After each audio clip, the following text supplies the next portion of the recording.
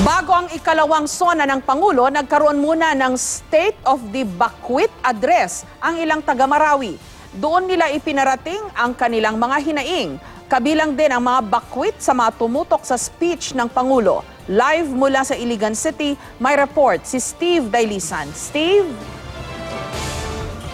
Jessica, dahil umiiral yung martial law dito sa Mindanao ay limitado o kontrolado yung pagdaraos ng kilos protesta dito sa Iligan City. Pero hindi pa rin napigil, Jessica, yung mga kababayan nating bakwit na magdaos ng kanilang sariling bersyon ng SONA na tinawag nilang State of the Bakwit Address o SOBA. Pero malayo ito dun sa eksena na nasaksihan natin sa Batasang Pambansa dahil imbes na palakpakan, puro pagtangis ng mga bakwit yung ating nadinig. Ito raw yung tunay na sumasalamin sa kanilang sitwasyon sa mahigit 2 buwan na krisis sa Marawi.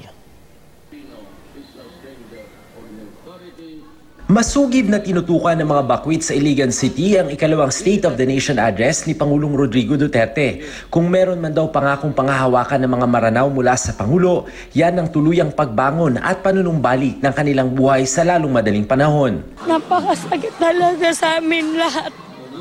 Gusto namin matapos yung gulo. Bakit ganito ang sinabi ni Duterte na extend daw? Diba, napakasakit sa amin. Wala kaming pamira-pira dito, wala kaming negosyo.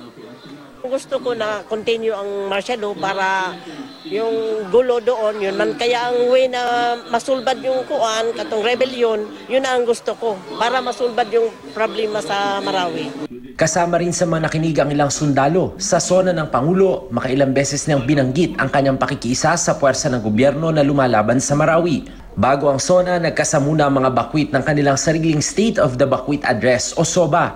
Dito nila ipinahatid ang kanilang hinaing, kaugnay ng hindi pa rin natatapos na gulo sa Marawi. Pangulong Presidente, kung pwede po mabawi ang extension ng martial law, please bawiin mo na. Kawawang-kawawa na po kami. Kahit anong makain namin sa lugar namin, sapat na yun sa amin. Nandun kami sa tamang lugar namin.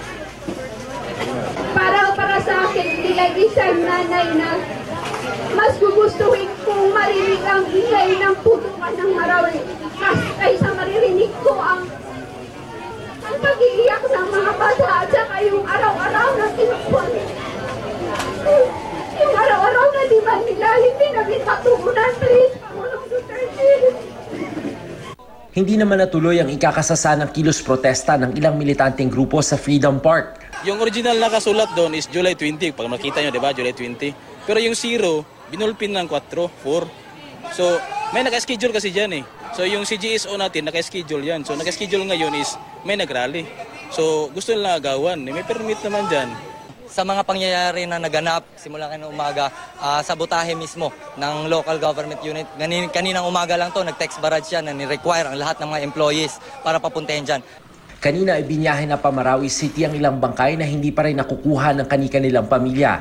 Pagdating sa Macbara, Barangay Papandayan, Kanyogan sa Marawi, inilibing ang mga labi ng mga napatay sa bakbakan. Naantala ang paglilibing dahil sa issue sa seguridad. Mainit pa rin kasi ang bakbakan ng militar at Maute ISIS sa sentro ng Marawi.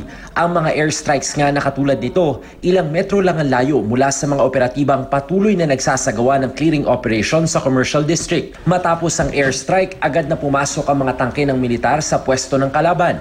Ayon sa nagbigay ng video, bagamat tila marami pang bala ang mga terorista, indikasyon ng malayang pagpasok ng mga tangke sa main battle area na humina na ang mga kalaban. Kahit lampas 2 buwan na ang bakbakan sa Marawi, tuloy-tuloy pa rin ang pag-ulan ng mga stray bullets sa Kapitolyo ng Llano del Sur. Maging ang sasakyan ng Commission on Human Rights, tinatamaan ng 50 caliber na bala.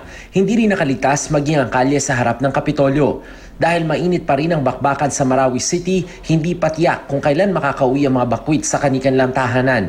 Dahil dito, tinuruan muna sila ng pagsasaka sa mga evacuation center. Sa ngayon, nasa lampas 20,000 pamilya pa rin ang nananatili sa 35 evacuation center. Pero 10% lang ito ng kabuang bilang ng mga lumikas dahil sa bakbakan. You can really see na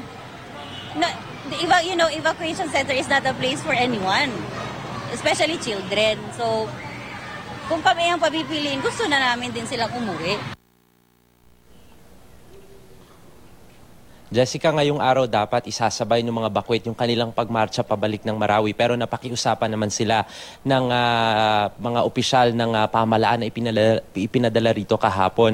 Pero inaasahan na matutuloy ito either bukas o di naman kaya sa Miyerkules, lalo't malaking bagay daw para sa mga bakwet, na makatapak sila kahit dun sa mismong arko ng Marawi. Simbolo raw kasi ito na kahit papaano ay meron silang ilulook forward na makabalik dun sa kanilang lupang sinilangan, Jessica. Steve, naintindihan natin yung matinding pagnanais ng mga kapatid nating Maranao na makauwi na.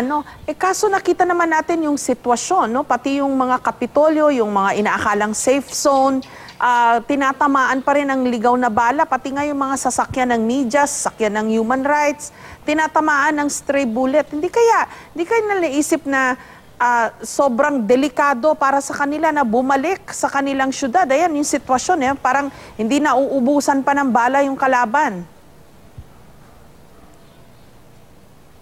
Lalo pat walang maibigay na tiyak o katiyakan yung pamahalaan kung kailan matatapos ang gulo. Pero ang sinasabi nitong mga kapatid nating Maranao, kung meron na raw mga cleared na areas na idinedeklara yung militar o yung AFP, sana raw ipabalikin na sila doon kahit isang araw lang, yun yung hinihiling nila.